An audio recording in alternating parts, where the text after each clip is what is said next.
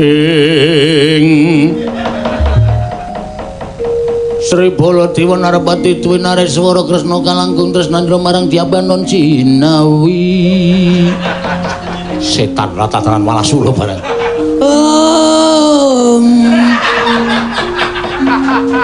Kalangkung tresnandra marang Diabanon Cinawi.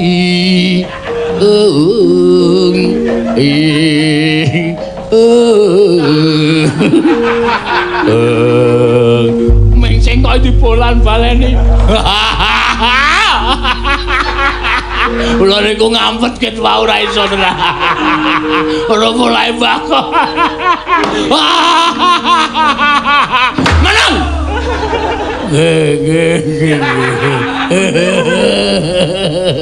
Sampun Koko Prabu kondur ya Kresna. Ding dong ding duca.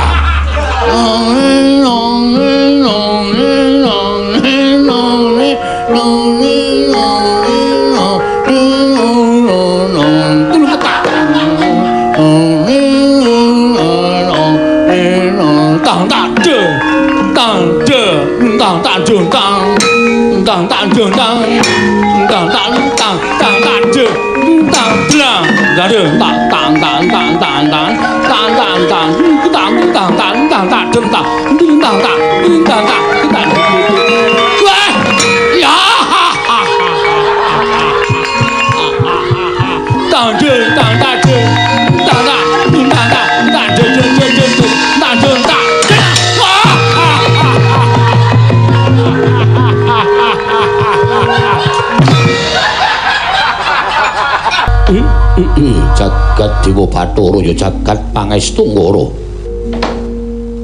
Janur gunung kadingaren nganti persasat kaya ora percaya kelawan paningalku dhewe. Iki ora pangling kaya adhiku Ndwarawati, Yai Prabu Kresna. Waduh adhiku adhiku. Ya kaya ngene iki lho sing tak karepake ora pendak-pendak pun kakang ingkang sowan marang Projing Ndwarawati nanging kala mangsa wektu ingkang mirunggan Yai rawuh ana ing Projing Mandura. Padha kandhiraja sak rawuhmu Yai. Koko Prabu. Tansah pinanganing kawidadan niring sambi kala sowanipun ingkang raying Ndwarawati. Kepareng kula ngaturaken sembah. Sumangga kepengin pangabekti kula kunjuk Koko Prabu. Ya tak tampa. Ya mung tiba padha-padha. Gandeng nadyan siadi tinemu taruna pun Kakang tinemu Werda. Nanging tancepe Narendra Mandura kelawan Narendra Ndwarawati. Mula dosa apa ing bakal tak sandhang yen tak wani nampa marang sembahing sira Yayi mung tiba sepadha-padha. Koko Prabu dadosaken bombong. Raos sing manahipun ingkang raying Ndwarawati. Oh, nun pamunten jinuwun. Nadyan ingkang abdi pun praguta kula jumadeng dawuh saha ngaturaken sembah pangabekti kula kunjuk ngersa paduka Gusti kula ing Ndwarawati. Sinuwun Prabu Kresna. Iya, Kakang Praguta ndak tampa. Ora liwat pangestu ning Sun Tampanana Kakang Praguta. Oh, nggih kula pundi jimat paripe. Dayanana ing kasantosan lho. Dipun sekejaken anggenipun lenggah wonten ing Datra Projing Mandura sinuwun. Iya Kakang Pati Praguta kaya ora kurang kepenak. Praptaku ning Kedaton Negara ing Mandura dina samengko iki Kakang Pati Praguta. Yayi, apa to kang dadi darunane dene sira Yayi rawuh mongko tanpa cecala ingkang sadurunge. Cilik siadi ngaturake nawala. Praguta wonten dawuh. Nadan Kedaton Mandura iki ora nate tak agem pasewakan nanging rak ya mbaya diresiki. Ing atase Narendra lagi paring pangandikan kok ana tekek lho. Oh, pancen menika kula lho. Sabab pawarta ingkang sampun kawentar. Satu kewan setunggal menika awis. Ning rak ya ora ning pasewakan. Ha nggih mangke kula pindhahipun. Mboten nate dipun resiki. Yayi, wonten maring adawuh sing gedhe pangapuramu. Merga siadi ngerti waran pambeganing pun Kakang yen paring pangandikan ora kena diganggu dening sapa wae lan apa wae. Koko Prabu kasinggihan mekaten. Sabanjure siadi kepareng paring dawuh. Apa to wigatine dene siadi rawuh ana ing negara Mandura? Koko Prabu netepi dhateng jejering tata krami Jernyatanipun ingkang rayi menika tinemu taruna. Mila mboten mokal menawi kala mangsa nadyan awis-awis kula sowan nanging rikala nggal menika sowan kula namung mligi nggadahi kaperluan pribadi. Inggih menika tuwi dhateng Kararjan tuwin kalujenganipun kula warga Mandura, Koko Prabu Mandura. Alah dalah. Iya Kresna. Ngaturake panuwun ingkang tanpa pepindhan. Dene Siadi duwe lekas sing kaya mengkono tegese ngraketake pasduluran antaranipun Kakang kelawan Yai Prabu Ndorowati. Malah gandeng dina samengkono wektu ingkang mirunggan pun Kakang wis suwe nggone mendhem rasa kepengin nyuwun priksa kelawan Yai Prabu. Babakan menapa Koko Prabu? Babakan panggula wentahing negara. Nadyan Ndorowati lan Mandura kuwi siadinanipun Kakang padha-padha tunggal wong tuwa. Nanging panggula wentahing negara tumrap pun Kakang ing Mandura. Aku ngakoni yen to kalah wasis, kalah pertitis. Lamun kula wentah babakan negara ketitik undhakaning negara Ndorowati nganti persasat ora iso dibendung dening apa wae. Tentreming para kawula, ayeming para kawula, uriping para kawula ingkang katon kerta tata lan raharja. Katandha lamun sira Yayi tansah disengkuyung dening para kawula ketitik negara Ndorowati tansah katon ayem lan tentrem. Marata coba ora ketang seklimah rong klimah pun Kakang tuturana supaya Mandura aja kebangetan nggone kasoran kelawan Ndorowati. Koko Prabu, sesembahan kula Koko Prabu pengayoman kula. Kula nyuwun mapunten menawi sakmangke sampun kinten kula menika tiyang nem ingkang mulang dhateng piyai sepuh. Ora dadi ngopo. Menawi mboten dados sabab menapa Koko Prabu ki mboten badhe lingsem jernyatanipun wonten madyaning pasewakan negari Mandura menika kathah para nayaka punggawa mandhapipun para kawula ingkang sami andhir. Menawi ngantos sakmangke midhangetaken pangendhanipun paduka Kanjeng Koko Prabu menapa Koko Prabu ki mboten lingsem. Yayi, wong gayuh kawruh sarta ngelmu mau yen to linambaran rasa isin mesti ora bakal iso gayuh ngelmu lan kawruh mau. Tumrapun Kakang wong gayuh ngelmu lan kawruh mau ora ana rasa isin. Lan ora bedak-bedake antaraning siadilan pun Kakang kang luwih tuwa siadi luwih enom. Nadyan luwih enom nanging yen to ngelmune luwih akeh tinimbang sing tuwa. Dosa apa lan apa kliru-kleru yen to sing tuwa nyuwun wulang kalawan sing enom. Oh mekaten Koko Prabu. Ya. Menawi kula mekaten mboten kitang seklimah kula badhe munjuk atur estunipun tiyang kula wentah negari utawi Nalindra ing minangka dados makutaning bangsa lan sinambiran pakaryan nyepeng kendhu kencenging pernatan amis bajing ing praja menika Nalindra. Menika waton saged nindakaken piwucal ingkang sampun ate dipun ngendikaken para sepuh. Inggih menika Nalindra kedah nggadahi pambegan tata titi titis tetes tetes lan tutus. Tata titi titis tetes tetes lan tutus tegese piye? Nuwun sewu menika mboten sedalu lho. Iya.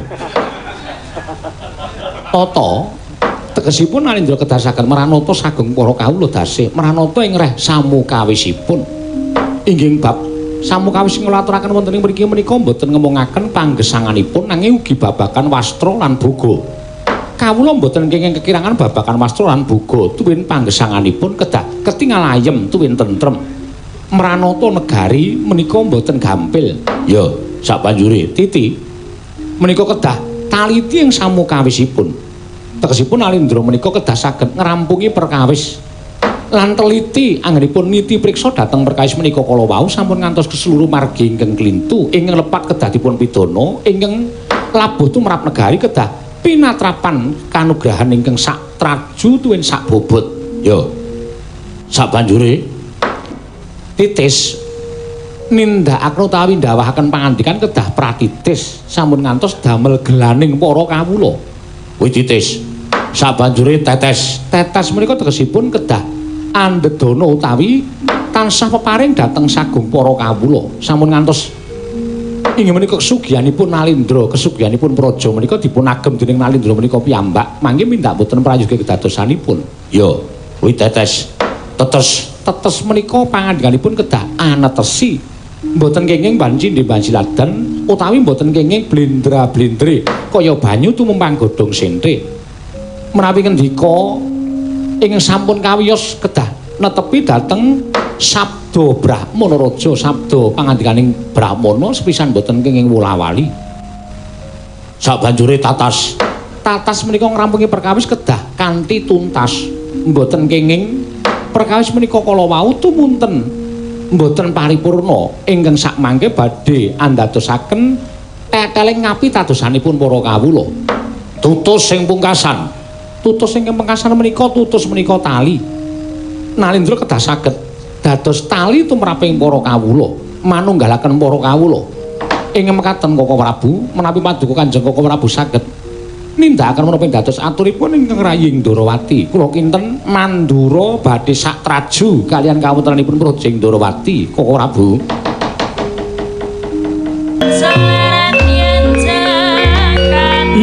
Jagat Badra jagat pangestu Mbara. Wiladal. Kresna, iki kula wonten timbalaning adhawuh Koko Prabu. Durung nganti sawetara nggonipun Kakang nampa pangandikaning sira Yayi Ndorowati. Wiladal iki ora pangling. Iki kaya pana kawan. Komplit Nalagaring Petruk Bagong ing sowan ana Projing Mandura. Koko Prabu. Nggih. Nadan kados menapa Koko Prabu tau tatinampi pangudangipun Panakawan. Mbok menawi anggenipun sowan menika wonten atur ingkang badhe kakunjukaken so paduka Kanjeng Koko Prabu, mila kula triandangu dhateng sowanipun Panakawan tetiga menika. Yayi, prayoga nggone lenggah. Sampun boten kirang prayogi. Nalagaring. Padha kanthi raja saprabdamu Nalagaring. Berkah pangestunipun Ndara Baladewa niring sambi kula sowanipun ingkang abdipun Nalagaring kepareng kula ngaturaken sembah sumengkeming pangabekti kula kunjuk. Ya tak tampa pangestuku tampanono kula punika jimat paripe ndayaning kasantosan. Petruk. Padha karo raja saprabdamu Petruk. Pangestunipun Ndara Baladewa wilujeng niring sambi kula kepareng kula ngaturaken bekti kula kunjuk. Ya tak tampa Agong apa? Gong wis senengane ora. Boyo sing sopan. Kaget aku. Bagong Padha raja saprabdamu. Pangestunipun Ndara Baladewa wilujeng niring sambi kala kepareng kula ngaturaken sembah pangabekti kula kunjuk. Ya lah tampa. Ya padha.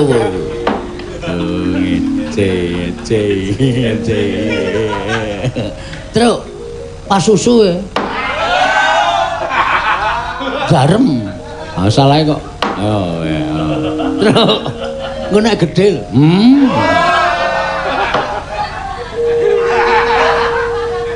Sik, ora usah padha gocek sikik iki tak takoni dhisik. Oh, nggih. Wonten wigatos menapa? Nengga timbalanipun Sinun Prabu Mandula. Sing dadi juru wicara sapa? Sapa, Truk? Amanut. Kowe apa? Aku nek omong sok klera-kleru. Kowe wae. Wah, aku wedi nek Sinun Prabu Mandura. Bagong kowe apa? Ngapa? Juru wicara. Juru wicarae apa? Ayo tukang ngomong. Oke. Aku nek ngomong wis. Sing dadi juru wicara sapa? Kula. Bagong. Nggih.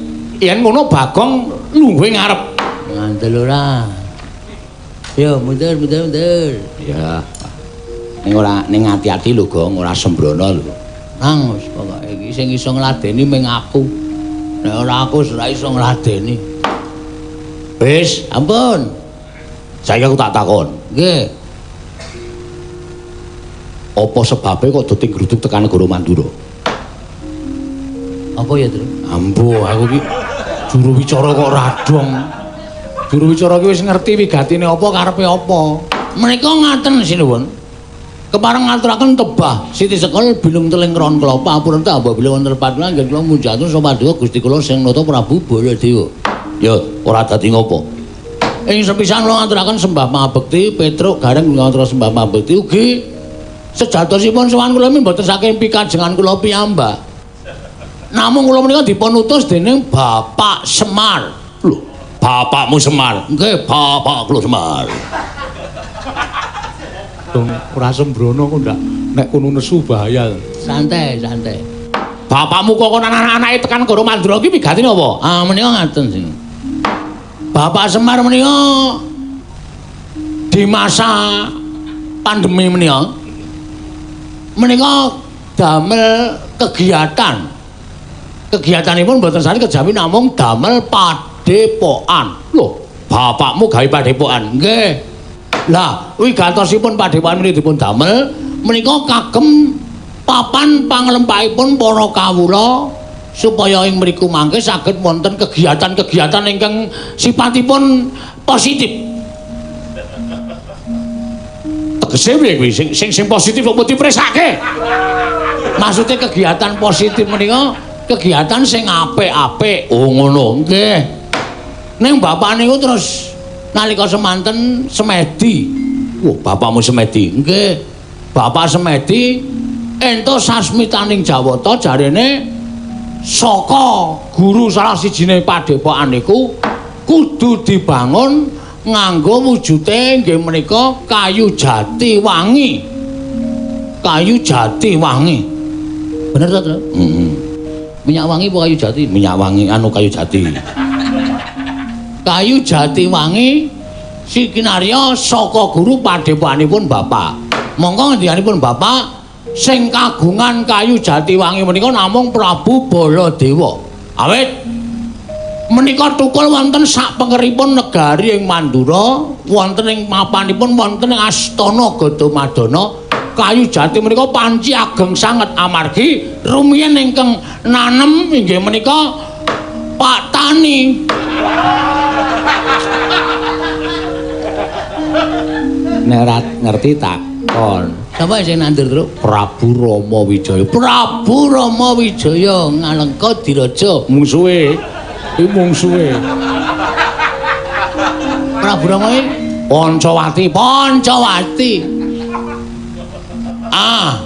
Gandeng bapak mbiyen niku kula ya kelingan tau ngetutke Prabu Rama Wijaya, kula ya tau ngetutke Prabu Rama Wijaya. Ala apa?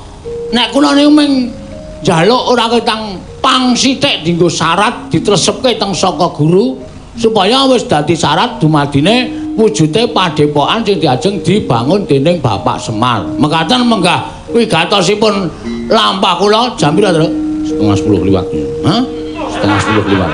Cekap semanten atur kula menawi dipun keparengaken ajeng kula boyong wonten ing Karakadempel ewa semana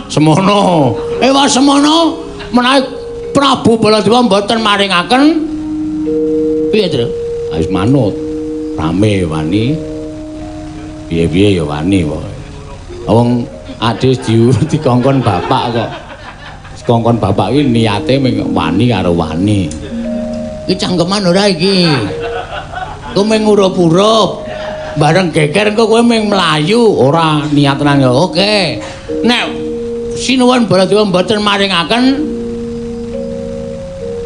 rawarawe jeneng katara ora doyan.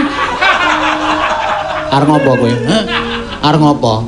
Iki lho, rawe-rawe lantas malang-malang putung kok rawarawe. Wah, kulino nggireng e. Ayo. Rawe-rawe lantas malang-malang putung. Kula mboten nrimakaken ing ngatasipun Semar ming buta kayu jati sithik. Panjenengan tau tate dimong karo Semar, tau tate dimban karo Semar kok ora maringake. Niku ateges sampean ratu sing pelit, ratu sing cetil. Piye?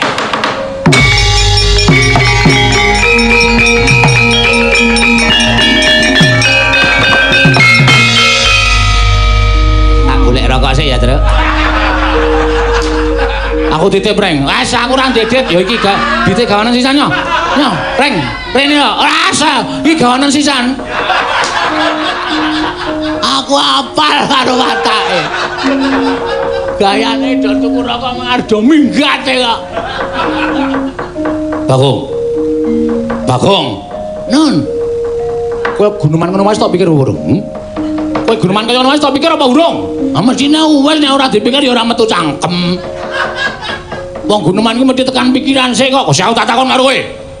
Kowe ngerti ora? Kayu jati wangi sing tukul ning Astana Gadamadana kuwi kae aja mung tok anggap kayu jati lumrah. Kae jati pusaka. Waduh. Jati pusaka. Mergo sing nandur eyangku ya kuwi Yang Rama Wijaya. Aku ki turune Yang Rama Wijaya. Sapa wae ora kena nyenggol kayu Jatiwangi lah kok dadi bapakmu kepengin bangun padepokan wae kok dadak nganggo syarat kayu Jatiwangi. Tur bapakmu kok ora ngestokke dawuhku. Ora ngestokke dawuhe negara. Iki rak wancine akeh penyakit ora kena padha sakepenake dhewe mlumpuk-mlumpuk ora kena padha sakepenake dhewe padha campur dadi siji supaya iso aja nganti kabeh mau kena lelara sing dumadi ning ngendi papan iki. Ngerti ora? Lah kok malah bapakmu gawe padepokan iki anggepe piye? Kuwi nglumpukke wong pirang-pirang, kuwi nglumpukke kawula akeh cacahe. Mesti kok bakal ana kahanan sing ngedapi babagan perkara penyakit iki. Sik. Terus maksudnya pripun? Niku lho mboten ajeng rembug perkara penyakit. Sing percaya penyakit niku monggo, sing ora ya ora masalah. Nek tumrap aku ora percaya. Lho, nyatane kabeh wis ana buktine. Buktine apa? Kowe weruh dewa? Ora. Lah kene. Ora weruh dhewe kok sampean niku bingung. Tur sampean nun sewu lho. Kok menging-menging niku pripun? Masyarakat dipenging-penging ning sampean gawe peraturan ning ora gawe solusi. Lho, solusi piye? Kena sampean gawe peraturan diperpanjang ra masalah, tanggap darurat tekan sok tahun 2444 ra apa-apa. Ning masyarakat wene ana solusi piye carane golek pangan ora mung gawe peraturan tok. Paham ora we? Iki aku lara atiku nek carane kaya ngene iki. Do melet-melet do kangelan golek sandang pangan. Luwe-luwe seniman kaya kula kalih Gareng-Gareng Petro niku. Niku nganti ora iso obah. Kena gawe peraturan ning solusi, kasih solusi pada masyarakat. Seniman apike ngene, do kaya ngene tak nehi solusi ngene, tak nehi keringanan. Kowe entuk pentas ning penontonnya terbatas. Ngono apa piye? Agung. Ah sapa kowe? Aku nek ngene iki ora iso dindake. Ora sampe naik dhewe. Loro e. Nek ati loro, nek kula dhewe ngelih ora apa-apa. Anak-anakku ya melu do ngelih, bojoku ya melu do ngelih. Lho, kok sik iki rembug kayu apa rembug apa? Oh iya, Dik. Kayu. Bali nang kayu, topik bali nang kayu. Ming njaluk wektu sedhela. Men supaya do mikir, men supaya iso do ngolah rasa. Ngono lho. Rasane piye dadi masyarakat, rasane piye dadi kawula cilik, diolah rasane. Oke sing do ora iso obah, oke sing do ora iso apa-apa. Penyanyi, tukang keyboard, sound system modar kabeh. Ngono ora dipikirke. Kudu tak pikirke, kudu ana solusi, ora sak kepenake dhewe. Ora mung do ndekem, ayo kudu nyuwara tumrap aku ngono kuwi.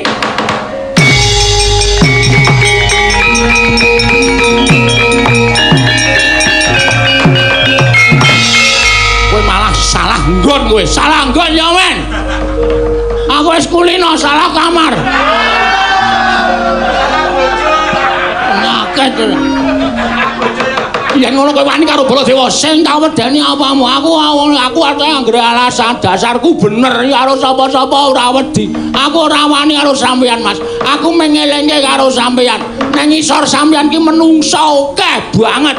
Nang isor sampeyan ki menungso akeh banget sing butuh sandang, butuh pangan. Ngono lho, gawe solusi ora sak kepenakmu dhewe. Ngono lho, karepku ngono kuwi ora metu jaba glendang negara. Menungso kakak parusane jajan.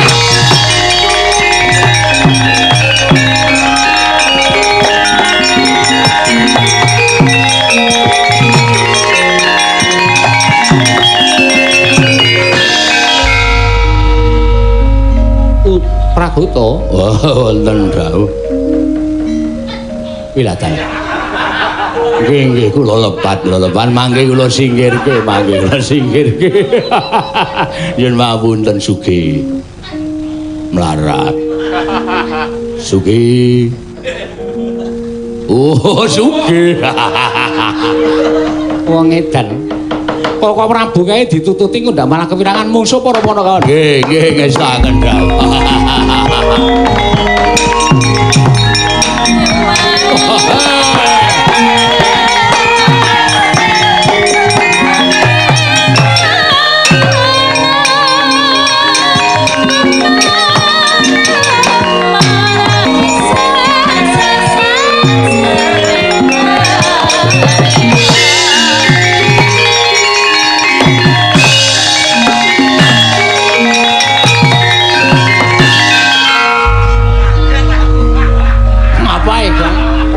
Ngopo kowe? Mek ucul nyawaku ning ngono. Kowe alasan tuku rokok. Wah, aku wis ngetokke unek-unek ing atiku, Truk, mbangane dadi stroke. Ha iya. Mane dadi penyakit tak loske wae wis nyatane ya unek-unek ing atiku ya ngono kuwi ya. Ha iya. Ora apa-apa. Men do mireng, men do dipenggalih. Upama dene ora mireng ya berarti ya wis mili. Terus piye iki? Baladewa nesu. Baladewa nesu. Ha. Mana wae jam rawe kan. Glandang nang kono. Mulai ya. Terus piye?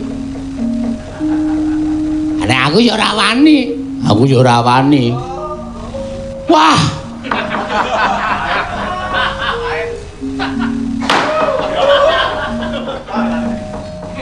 Wes. Terus lemu kok tindik barang kupingmu men ngapa ya? Hah? Kaya aku tak takon Petro dadane ditato jantung barang iki men ngapa? Ajebul ana masalah kok ngene kok jireh kepati-pati. Wes, nek pancen kowe do ora wani kan tak tandangane. Wis ana mulih-mulih. Omong karo bapak aku pamit mati. Gong, cangkeme ora blangan. Aja sok nyebut mati. Mati ki nek ora mati ra awake utawa mati menungsane kok nek mati rezekine. Ben. Kowe ora ngrasa wae 3 sasi mati rezekimu ki. Hah?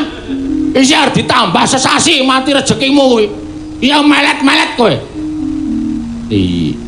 Iya ning ra ya ngawas ora iso nganggo peraturan apa kowe ora nek dineng kene manut ngelih sesasi. Ha iya. 2 dina wis melet-melet e. Minggat. Kok malah ditundung. Lunga. Iki Baladewa tekan kene tandangane. Meneh nganti kowe ana apa-apa, Rak, wis percaya aku. Aku iki wong penemu aku wae anggo bener is ora bakal aku wong bener kok kalahi ora bakal. Arepmu. Aku piye, Gong? Ana tuku rokok meneh. Tuku rokok meneh. Wis e. Wis tuku meneh sewadang oleh udut mboko 5. Ana guys. Ngelulu. Seneng ngelulu arep. Ngelulu ya men.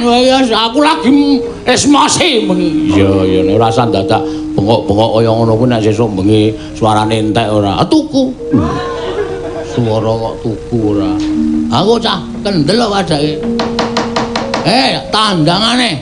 Nek pancen ora meneh kayu jati wangi dienggo syarat bapak.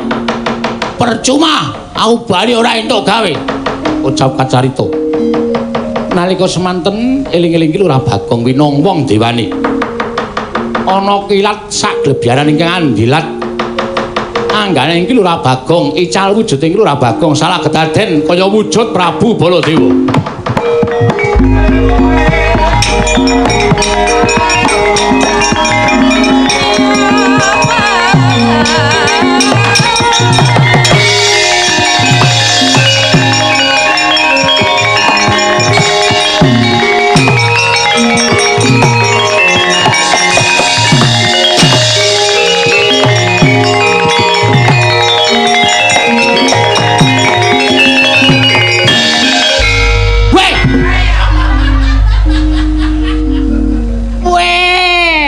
Gaya tenan iki cah iki len nggawa sandangan diwadahi apa ya?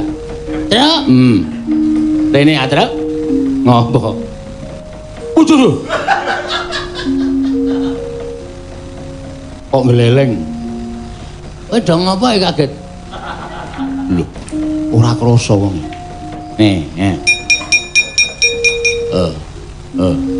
Pengilan. Woi. Jagat Dewa Batara. Ya jagat pangestu kono. Wah, ora wis entuk sandangan sing ngendi, Gong? Mbok wis iki pokoke rasah. Pokoke ana omong kowe gendang minggir iki. Aku arep mungsuh Baladewa, aku arep gileren iki. Oh iya, ning nek kala nggawa nenggala Bagong kowe ngembari Baladewa nyunyuk nenggala jeblok diadamu. Der. meletus balane. Luwe. Males. Ngurusi Bagong males. Ayo, amo Surabrata, Jayarata. Imbang yang panca-panca kuku karepe sawah.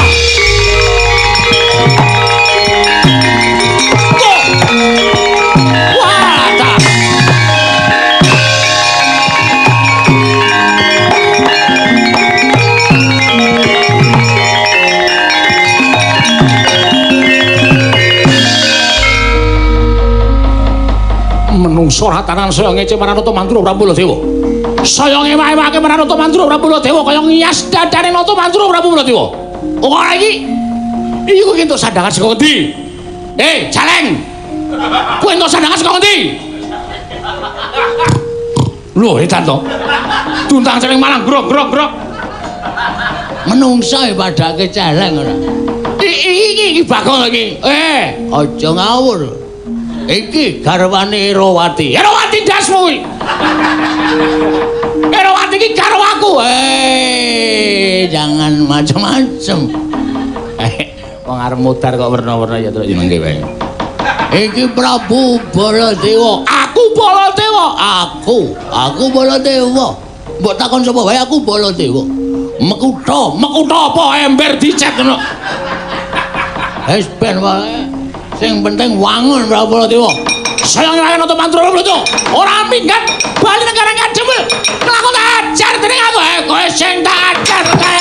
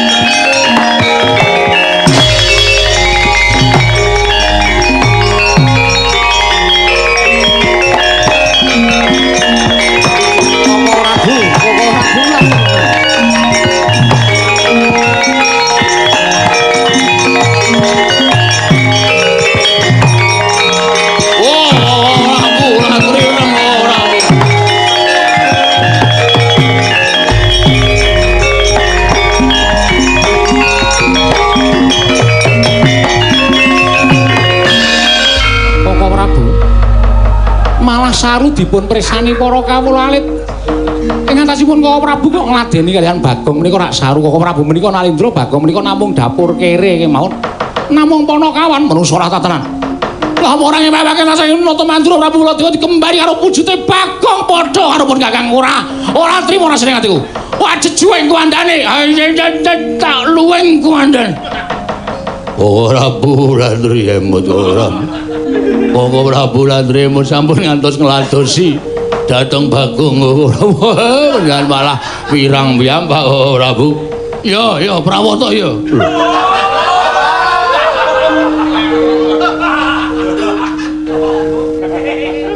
Oh, trenggiling.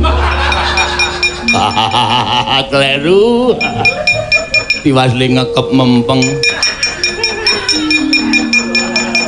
Sik nek kowe karo Bagong mesine nek kowe dadi aku mesine kowe nesu. Lho, Bagong wonten menapa mengo.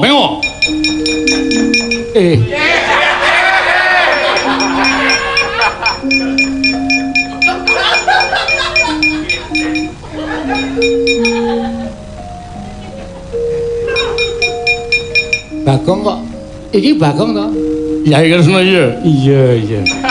Aja percaya kuwi Bagong kuwi. Inggih kula ngertos wong kula niku ya isih cetha paningalipun wong nuwun sewu pasuryanipun kados mekaten rupane wae Bagong ngono kok. Kula menika sampun ngertos. Piye? Aku njaluk pengadilan. Piye monggo babagan kayu jati wangi aku mana dinai ijol kayu Kalimantan.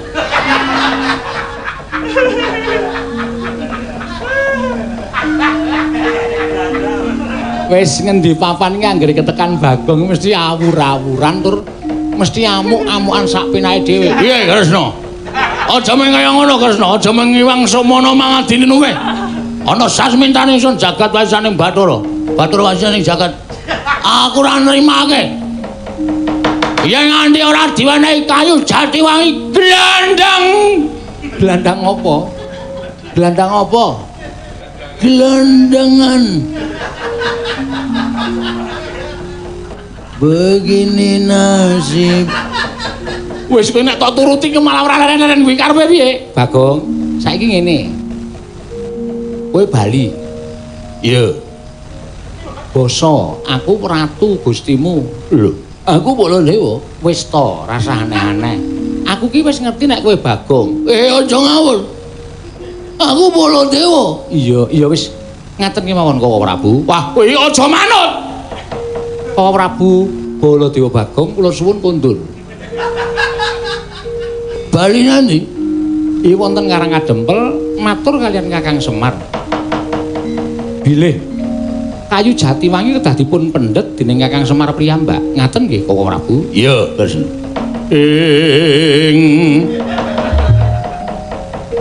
Sri Baladewa Narapati Tuwi Nareswara Kresna kalangkung tresnandra marang Diabanon Cinawi. Setan ratatanan malah sula bareng.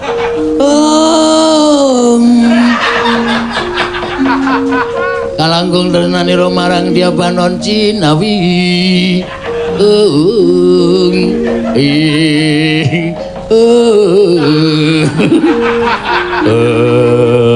Ming sing kok dibolan baleni. Kula niku ngampet ket wae ora iso tenan. Ora mulai bako. Menang.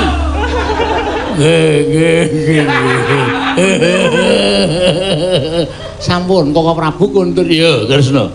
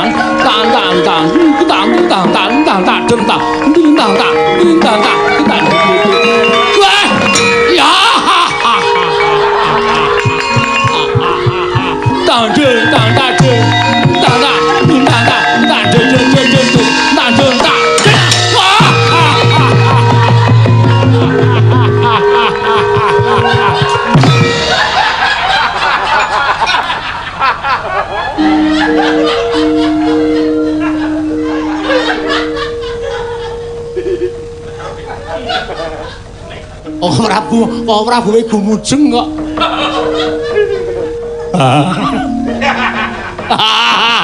Hei! Wah, wong iya guyuhe kok dadak. Kresna piye? Sampun kajengipun monggo sak menika. Kundur wonten negari Mandura. Lah mengko nek Semar iso mboyong Jatiwangi, sampun mesti Jatiwangi kedah dipun pendhet dening Kakang Semar kedah ikhlas. Ngono. Inggih. Oh iya.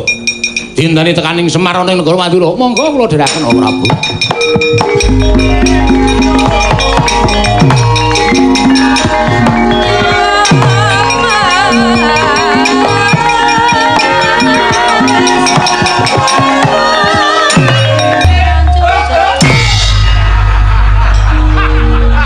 Iki ngapa sing antel sirahmu sisan kowe ta.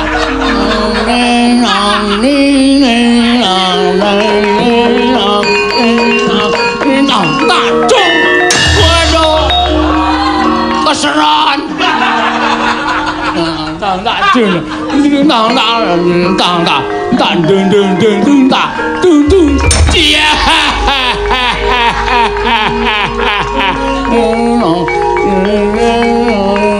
Terang dung kosek.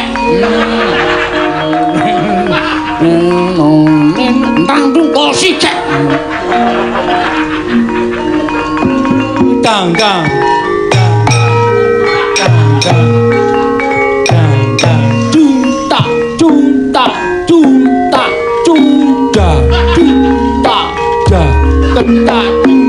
Tak tak tak ande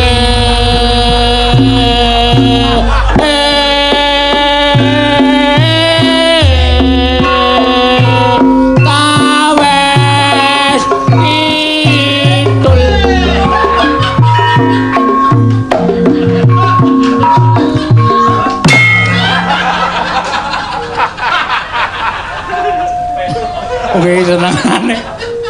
Bebeda senengane Bagong kok kowe ora.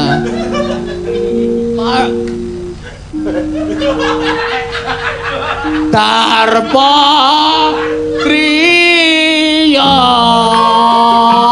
Wisnu toya kancil nanang abese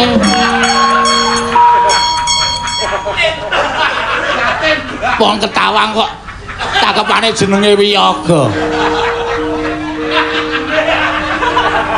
yaten keli bule padha ande yeah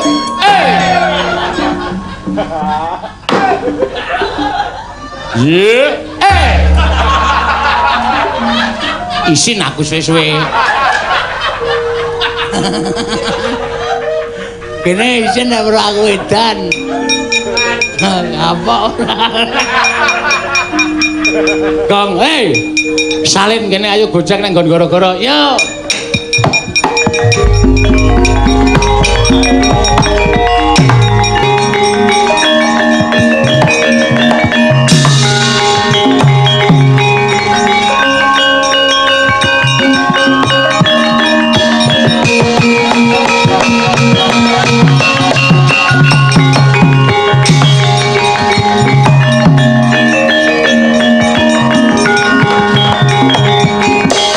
Mareka dan prayitna semuri resiko balik titiyane gandayane trisanya purnama sasi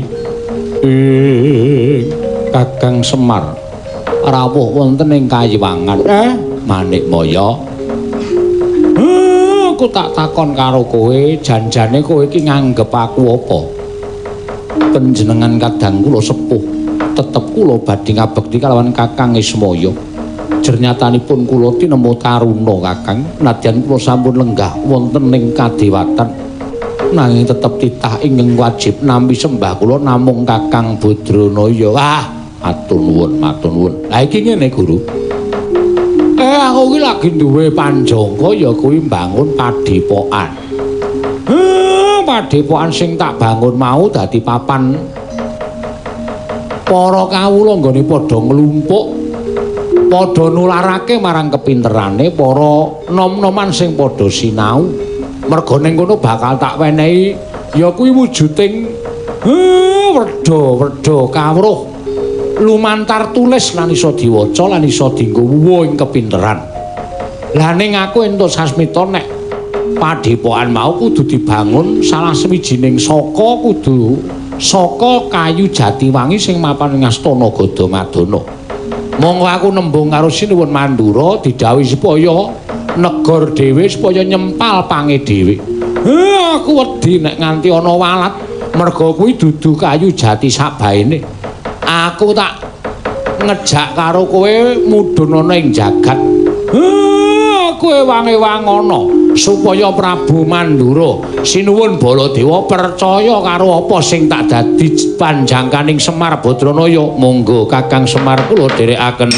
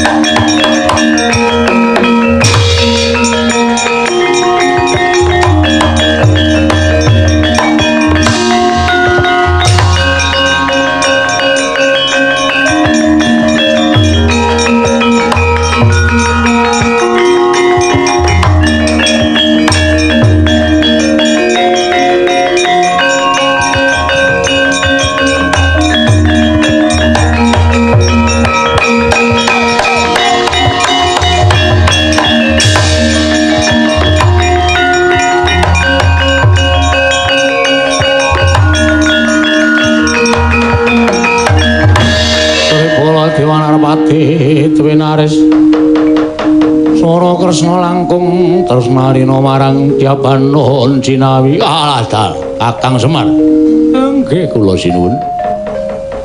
Raja sak tekamu Kakang Semar. Wilujeng Kakang Nayantaka wilujeng. Nggih sinuwun.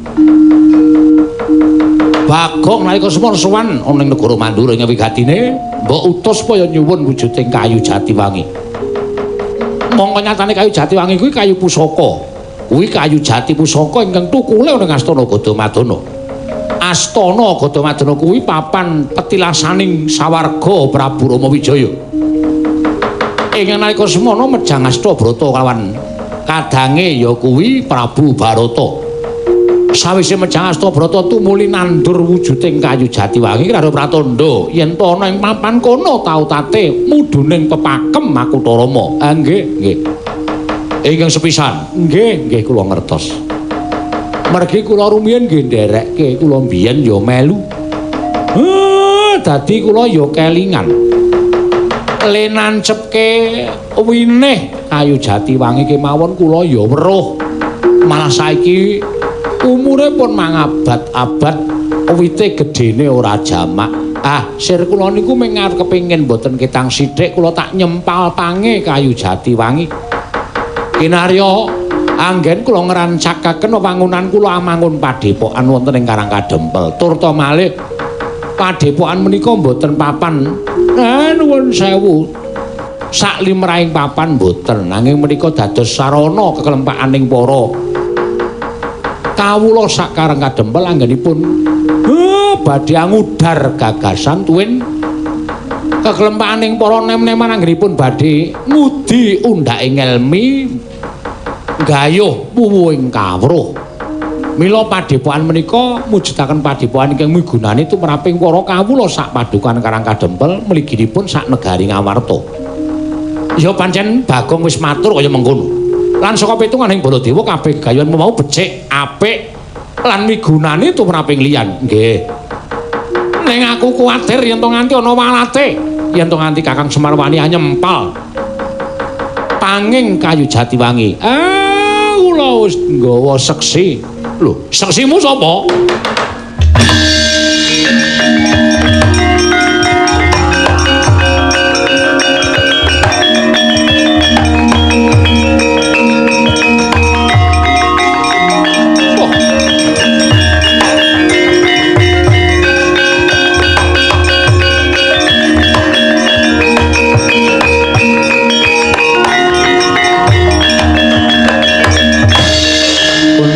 Kancing langit kelap-lapaton lir kincanging risang mawe gandrung Mastuna Sidam skaring bawana langgeng Baladewa.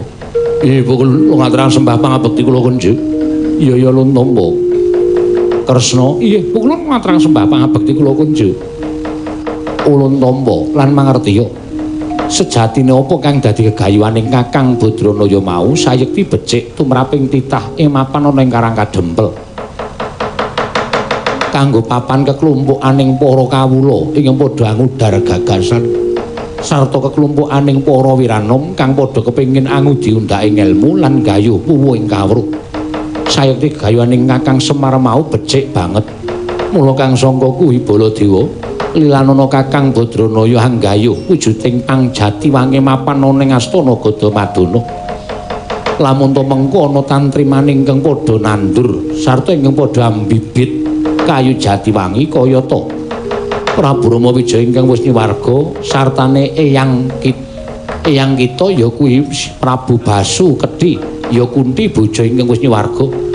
Ulun ingkang bakal sajarwa kelawan para leluhur Mandura supaya trima yen to Kakang Semar bakal methik panging kayu Jatiwangi. Inggih, Bu Kula ngestaken dawuh Bu Kula.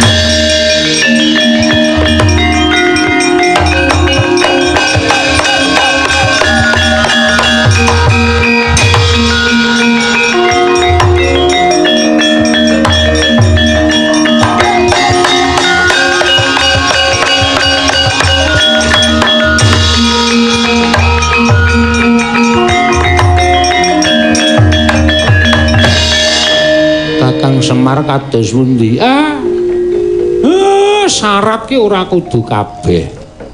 Syarat ki sithik wae, mengko sempalane pang Jatiwangi ki tak tresepke ning saka guru. Sing wajibe kudu ana kayu Jatiwangi wis sah. Mekaten Kakang ya. Nah itu lho mekaten kula ngaturaken saha sakmangke mugi sampun paripurna dados kewajibanipun ingkang rayi. Kula nyuwun pamit wangsul dhateng kayangan. Aku matur nuwun ya, Manikmaya inggih Kakang Semar Dawa sami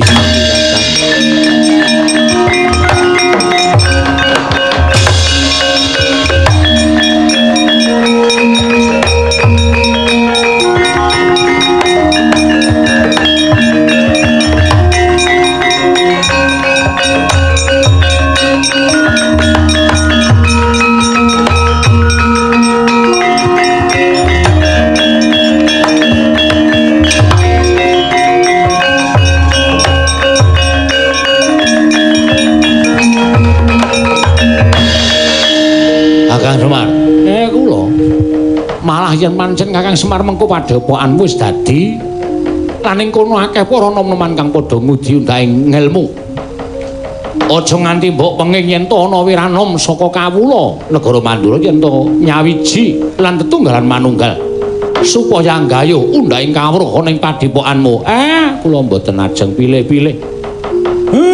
Saking Darawati, saking Mandura, saking Amarta, sedaya kula sami menawi badhe ambetahaken ngangsu kawruh wonten ing padhepokan kula menika ugi mboten dados sabab menapa. Lan mugi-mugi sedaya menika saged dados srana rumaketing Ngamarta, Ndarawati lan Mandura anggenipun tetunggalan manunggal dados sajuga. Nara prajanipun sami manunggal, kawulanipun sami manunggal, kawulanipun ngabekti kaliyan Narapraja. Naraprajane gatekke uriping para kawula sedaya badhe gesang tentrem ayem nirbaya nirwikara durga mendhak kala sirna.